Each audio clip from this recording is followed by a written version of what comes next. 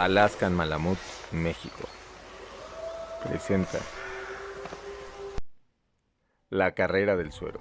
En diciembre de 1924, Curtis Welsh, el único médico de Nome y de toda la zona, tuvo que tratar varios casos de lo que inicialmente diagnosticó como amigdalitis, pero comenzó a sospechar que se trataba de difteria cuando terriblemente murieron 4 niños. A mediados de enero de 1925, diagnosticó el primer caso de difteria confirmado, un niño de 3 años que tristemente murió solo 2 semanas después de presentar los primeros síntomas. A pesar de que varios meses antes había solicitado más antitoxina diftérica al descubrir que toda la provisión del hospital de Maynard Columbus había caducado, no contaba con ella porque el envío no pudo llegar antes de que cerrara el puerto por el invierno. El 21 de enero, cuando una pequeña niña de 7 años presentó los mismos síntomas, intentó administrarle parte de la antitoxina caducada, pero esta ya no causaba efecto y, lamentablemente, la niña murió unas horas más tarde. Ante la inminente epidemia, el Consejo Municipal decretó la cuarentena y al día siguiente, el 22 de enero de 1925, Welsh envió un telegrama a Washington, D.C., solicitando 1.000.000 de unidades de antitoxina diftérica al Servicio de Salud Pública. Sin ella, se esperaba que en Nome, con una población de 10.000 personas, la tasa de mortalidad llegara a casi el 100%. El Servicio de Salud ubicó 1.100.000 unidades en hospitales de la costa oeste que se podían enviar a Seattle y de allí a Alaska, pero que no podrían llegar a Nome antes de mediados de febrero, lo cual sería una tragedia. El 26 de enero se descubrieron 300.000 unidades de suero en Anchorage que, si bien no eran suficientes para vencer la epidemia, podían contenerla hasta que llegara el envío más grande, por lo que se pusieron entre algodones, se envolvieron en frascos de vidrio, se depositaron en un cilindro metálico y llegaron por tren a Nenana el 27 de enero. Pero quedaba el problema de cómo hacerlas llegar hasta Nome, a más de 1.000 kilómetros de distancia. Las temperaturas al interior de Alaska habían llegado a su punto más bajo en 20 años. En Fairbanks, las temperaturas alcanzaban los menos 46 grados centígrados. La mayoría de los medios de transporte estaban fuera de servicio. El puerto de la península de Seward, en el mar de Bering, estaba bloqueado por el hielo y era inaccesible por barco, mientras que el viaje en avión más largo en un invierno de Alaska, que había sido en febrero del año anterior, tenía el récord de tan solo 420 kilómetros y en mucho mejores condiciones climáticas, con tan solo menos 23 grados, y debiendo llevar tanta ropa de invierno que el aparato apenas podía volar, y se tuvieron que realizar varios aterrizajes de emergencia. Además, debido a la noche polar, las horas de luz para volar eran muy limitadas. Mark Summers, de la Junta de Salud, propuso la alternativa de llevar el suero a través de una posta de trineos jalados por perros, al cual se llevaba el correo en ese tiempo, y aunque el servicio de Nenana a Nome tomaba normalmente 25 días, existía el récord de llevarlo a cabo en solo 9, por lo que el gobernador Scott Bond finalmente autorizó el proyecto. La ruta, que totalizaba 1.085 kilómetros de recorrido, debía cruzar las tierras hierbas del interior, siguiendo el cauce del río Tanana a lo largo de 220 kilómetros, hasta llegar al pueblo en el cruce con el río Yukon, que luego seguía por 370 kilómetros más hasta Caltech. De ahí pasaba 140 kilómetros al oeste por el embarcadero hasta Unalakleet, en la bahía del Norton Sound. Luego seguía un tramo de 335 kilómetros que rodeaba la costa sur de la península de Seward, sin ningún amparo contra los vientos y tormentas de nieve, que incluían una etapa de 68 kilómetros a través de los hielos inestables del mar de Bering. La oficina postal convocó a los mejores mushers y perros de trineo del interior, que debían viajar día y noche para que el suero fuera de Nenana a Nulato. El noruego Leonard Seppala, amigo y empleado de Summers, fue elegido para el viaje de ida y vuelta de 1.014 kilómetros, de Nome a Nulato, ya que había logrado la hazaña sin precedentes de recorrerlo en solo 4 días, y además ya había ganado la carrera All Alaska Sweepstakes 3 veces, y su perro líder Togo, de 12 años, Era igualmente famoso por su liderazgo, inteligencia y capacidad para detectar el peligro.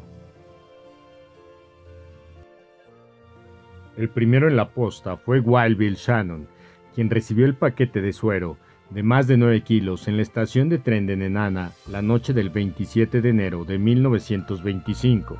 A pesar de una temperatura de menos 46 grados centígrados, Shannon partió inmediatamente con su equipo de 11 Alaskan Malamutes, perros extraordinarios aunque novatos, guiados por Blackie. La temperatura comenzó a bajar y el equipo se vio obligado a dirigirse por el hielo del río, ya que el paso de unos caballos había destruido el camino. A pesar de correr junto al trineo para mantenerse caliente, Shannon sufrió hipotermia antes de llegar a Minto a las 3 de la mañana, sufriendo graves lesiones en el rostro por congelamiento cuando la temperatura ya alcanzaba los menos 52 grados centígrados. Después de calentar el suero en el fuego y descansar 4 horas, desenganchó 3 perros, Cobb, Jack y Jet, y partió con los 8 restantes. Shannon regresó por ellos, pero lamentablemente y a pesar de su esfuerzo, poco tiempo después perdieron la vida.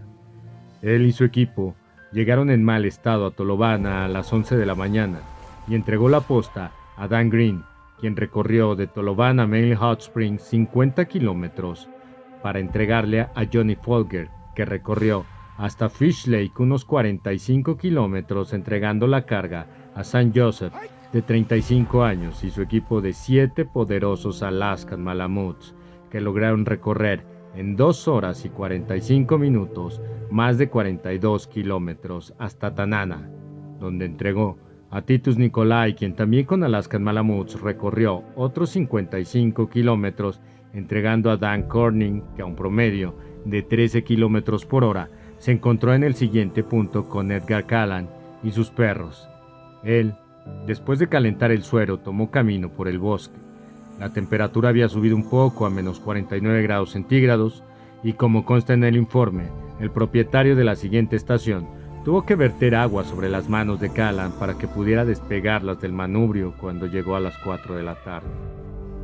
Mientras tanto, el 29 de enero se diagnosticaban 2 nuevos casos de difteria, ya que la falta de buenos instrumentos de diagnóstico y el contagio de la cepa hacían ineficaz la cuarentena. La crisis había llegado a las portadas de los diarios de San Francisco, Cleveland, Washington D.C., Chicago, Filadelfia y New York, y la noticia se extendió por todo el país gracias a los aparatos de radio, mientras que el sistema de tormentas de Alaska llegaba a los demás estados, provocando temperaturas mínimas en New York e incluso congelando el río Hudson. El 30 de enero se produjo una nueva muerte, por lo que se renovó la campaña para entregar el suero en avión.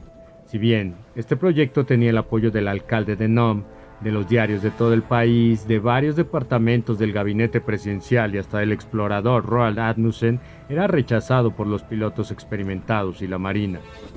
En respuesta, el gobernador Bond autorizó más Moshers para la etapa de Sepala, a propósito de acelerar los relevos y portar la carga sin descanso. Mark Summers reorganizó el sistema de postas para el último tramo, incluyendo al compatriota de Sepala, Gunnar Kassen, cuyo equipo de perros era liderado por Balt, en tanto el suero seguía pasando entre Moshers y sus Alaskan Malamutes.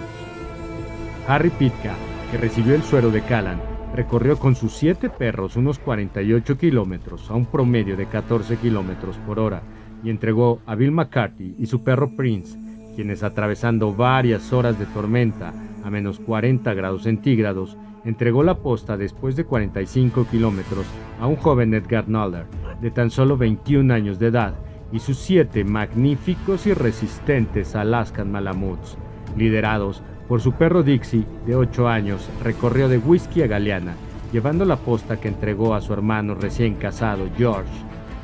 Pero no solo entregó el suero, sino también a su equipo de perros, que ahora, al mando de su hermano, recorrieron una segunda etapa de Galeana a Bishop Mountain, siendo el único equipo de perros que recorrió tramos distintos con distintos Moshers.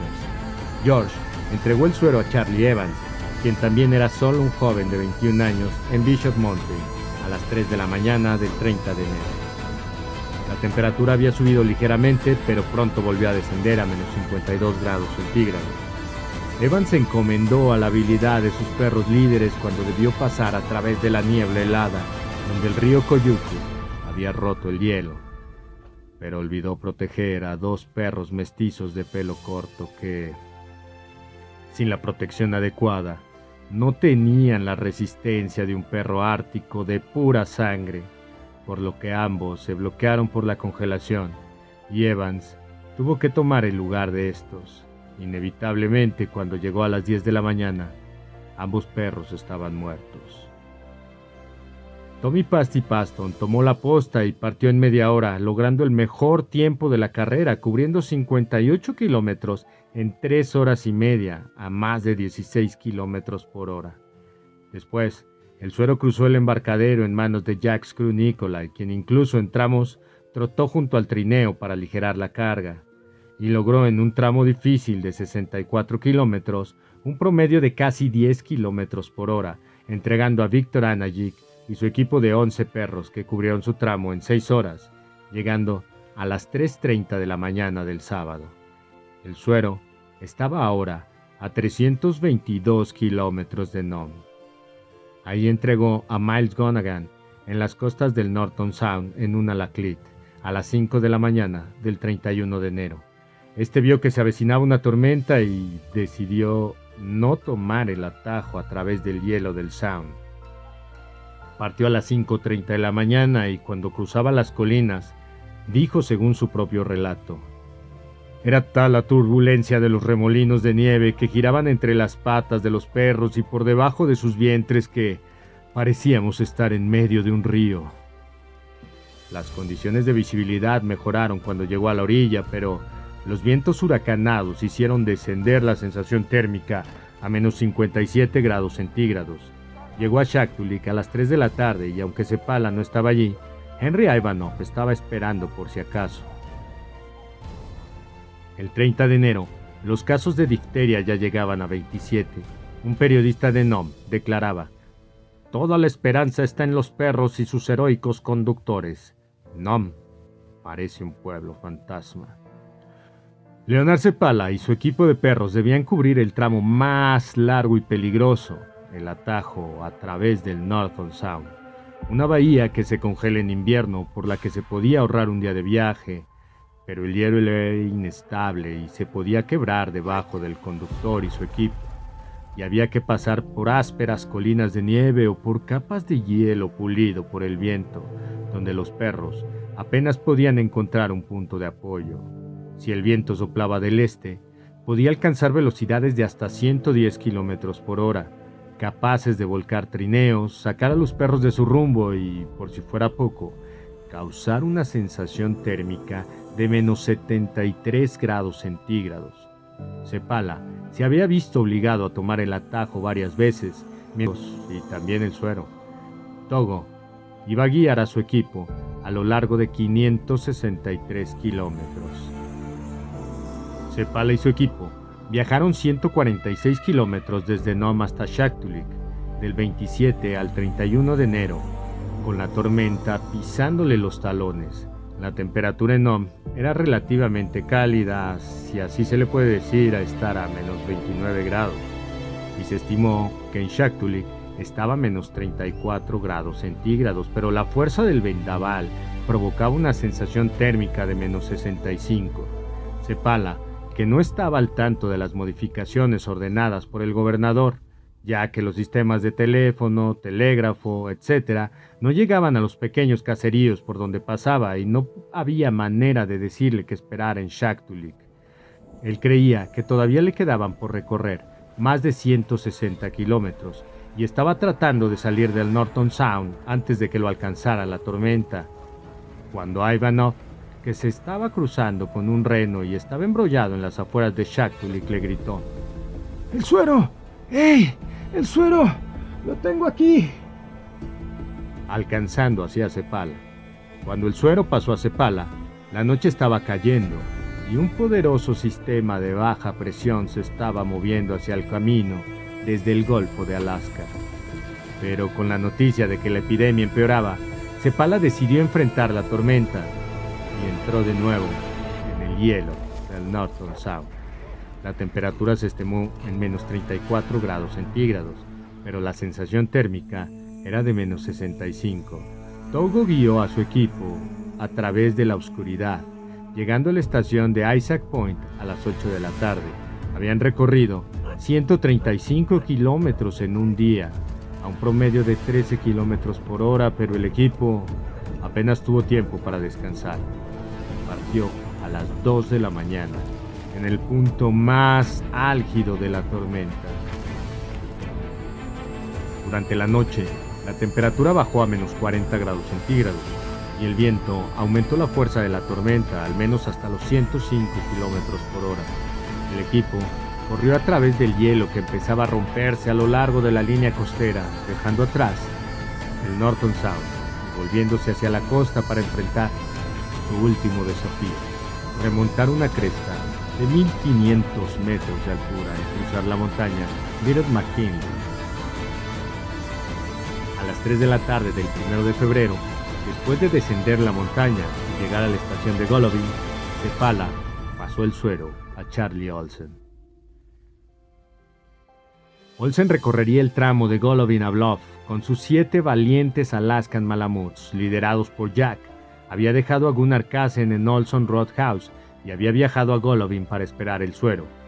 Partió a las 15:15 del domingo con temperaturas de menos 34 grados centígrados y sensación térmica de menos 65, con un viento de más de 64 kilómetros por hora. Las tremendas ráfagas lo sacaron del camino.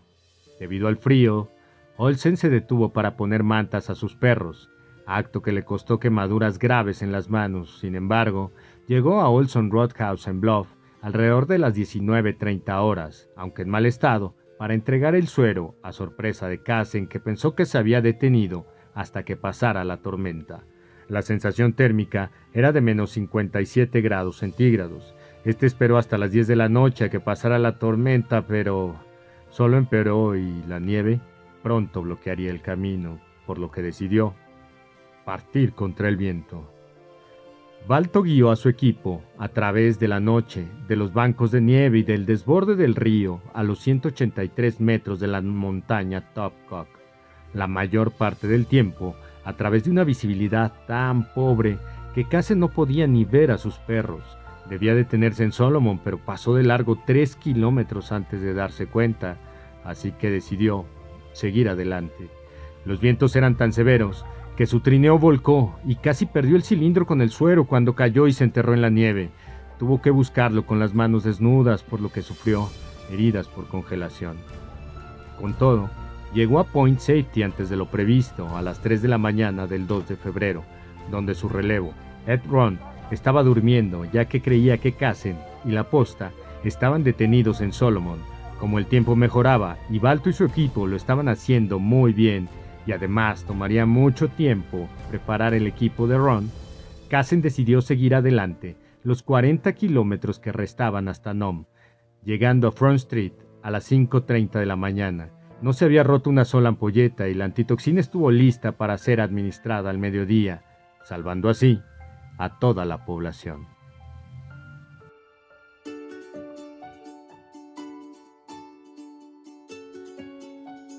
Los diferentes equipos recorrieron un total de 1085 kilómetros en tan solo 127 horas y media, lo que se consideró un récord mundial, un logro increíble debido a la inclemencia de las condiciones, temperaturas bajo cero, tormentas de nieve y vientos huracanados.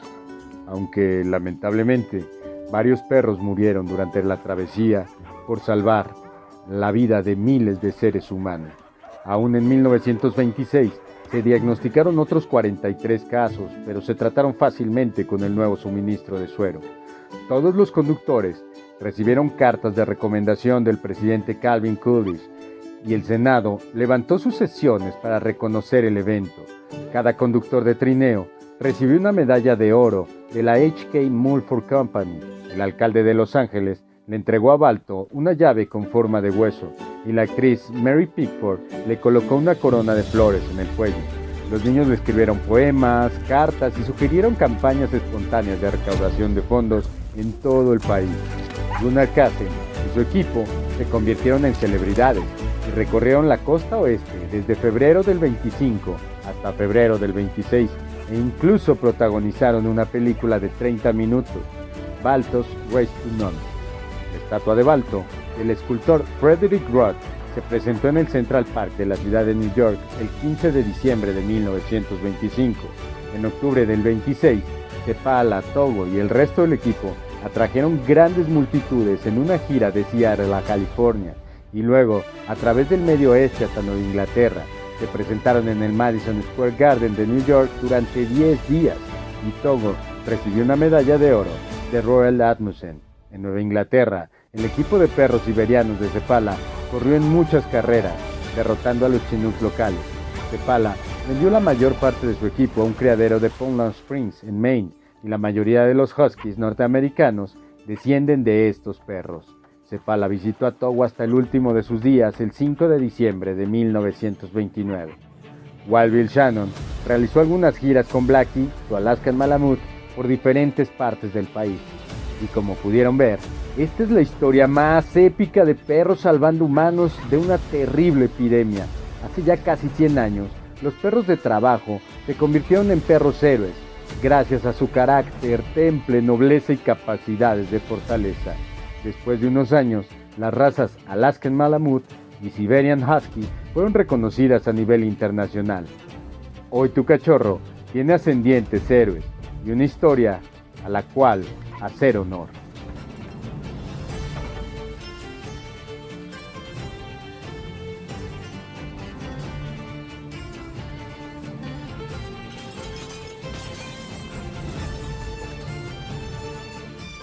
Si te gustó este video, regálanos un like y compártelo con tus amigos. Alaskan Malamute, México. Mucho más que un perro. Síguenos en Facebook.